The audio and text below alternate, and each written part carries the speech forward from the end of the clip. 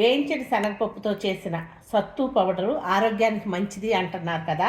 ఈ సత్తు పౌడర్తో కొంచెం హెల్దీగా పూల్ మఖని వేసి అట్లాగే ఆర్గానిక్ బెల్లము కొన్ని డ్రై ఫ్రూట్స్ వేసి సున్నుండలు చేద్దాం. పూల్ మఖని వేసి వేయించుదాం.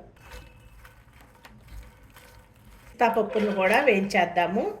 కడిగి ఆరపెట్టిన బాదం పప్పును కూడా వేయించేద్దాం. పంప్కిన్ సీడ్స్, సన్ఫ్లవర్ సీడ్స్ కూడా వేసి వేయించేయండి. ముక్కలుగా చేసుకున్న జీడిపప్పు పలుకులను కూడా వేయించేద్దాం. వేయించుకున్న పూల్ మఖని వేసి గ్రైండ్ చేసి తీసుకొద్దాం. పూల్ మఖని పౌడర్ని బౌల్లో వేసేయండి. ఈ పుట్నాల పప్పుని తొక్కుతోనే వేసేసుకోండి అమ్మా, చాలా మంచిది. ఫైబర్ గా కూడా ఈ తొక్కు పనిచేస్తుంది. ఇలా వేసేసుకోండి. ఈ పుట్నాల పప్పును కూడా గ్రైండ్ చేసి తీసుకొని వస్తాం. గ్రైండ్ చేసుకున్న సత్తు పౌడర్ను కూడా వేసేయండి. సత్తు పౌడర్ అంటారు ఏంటి? ఇది వేయించిన శనగపప్పు పౌడర్ అని అంటారు, అలాగే సత్తు పౌడర్ అని కూడా అంటారు.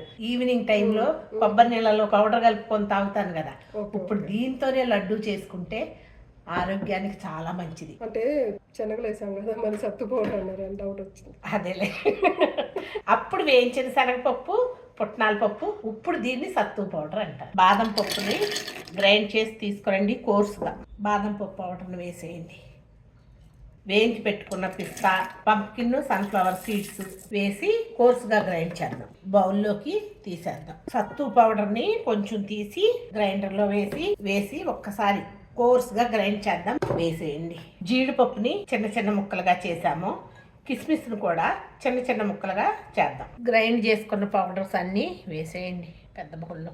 చిన్నగా చేసుకున్న జీడిపప్పు, కిస్మిస్ పౌడర్స్ అన్నీ వేసాం కదా, ఆ పౌడరు వేసి కలిపేద్దాం. స్వీట్ సరిపోతుంది అంటారా? ఇప్పుడు ఒకవేళ సరిపోలేదు అనుకోకుండా కొంచెం పంచదార వేసుకోవచ్చు. బెల్లం ఇంకొకసారి గ్రైండ్ చేసి వేసుకోవచ్చు. ఇప్పుడు టేస్ట్ చూస్తాం కదా, చూస్తే తెలుస్తుంది. ఒకటేసారి ఇంత లెక్కని వేయలేవు సున్నుండ్లకి. ఎప్పుడైనా ఇలాచి పౌడర్ కూడా వేస్తారు. పాతకాలంగా మనం సున్నుండ్లు చేసేవాళ్ళం. ఒక్కొక్క వంటకి ఒక్కొక్క ట్రెడిషన్ ఉంటుంది. మన ఇంట్లో ఉండే కదా అని మనం వేసుకోవద్దు. ఓకే, అంటే మంచి స్మెల్ వస్తుంది.